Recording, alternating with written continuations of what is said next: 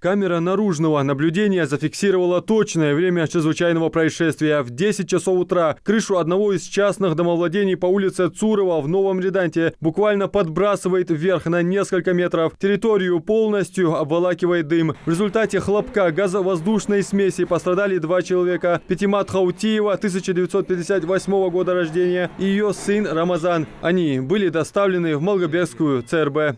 Пострадавшие сразу были госпитализированы в реанимационное отделение. Была оказана помощь в полном объеме, были задействованы все службы.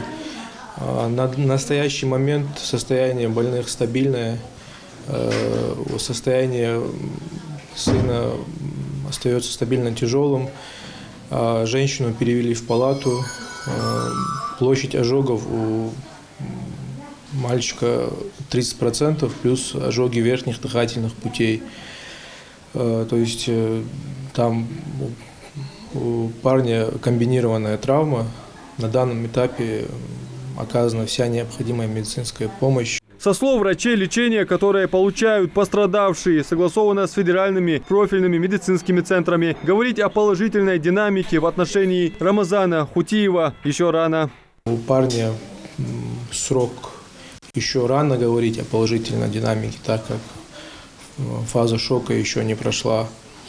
Так, основные жизненно важные параметры у нас у пациента нормальные.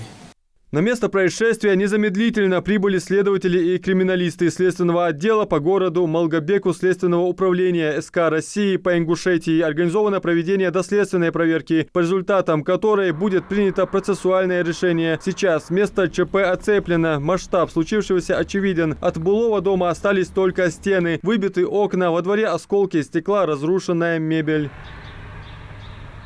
На сигнал о ЧП утром того же дня отреагировали и газовики. Выехав на место, аварийная бригада провела мероприятия по установлению причины чрезвычайного происшествия. По выезду нашей бригады было установлено, что СП Новый Редант по улице Цурова 2, произошел хлопок газа. Вследствие мероприятий, которые мы проводили по данному факту, было обнаружено по улице Цурова был обнаружен подземный газопровод среднего давления 20 диаметра, который имел многочисленные коррозионные повреждения. Также на этом участке было обнаружено незаконное, несанкционированное подключение тоже тому же самому бесхозному газопроводу с использованием редуктора, пропанового редуктора и шлангового соединения. На территории Республики Ингушетия очень большое количество газопроводов, которые являются небалансовыми. И в частности, данный тоже газопровод был небалансовый. По данным объектам мы как такового технического обслуживания мероприятия, регламентные мероприятия не проводим, поскольку у нас не находится на балансе. И это очень большая проблема на сегодняшний день для Республики Ингушетия, поскольку небалансовые газопроводы не обслуживаются, по ним работы никакие не проводятся, и зачастую вот такие случаи происходят.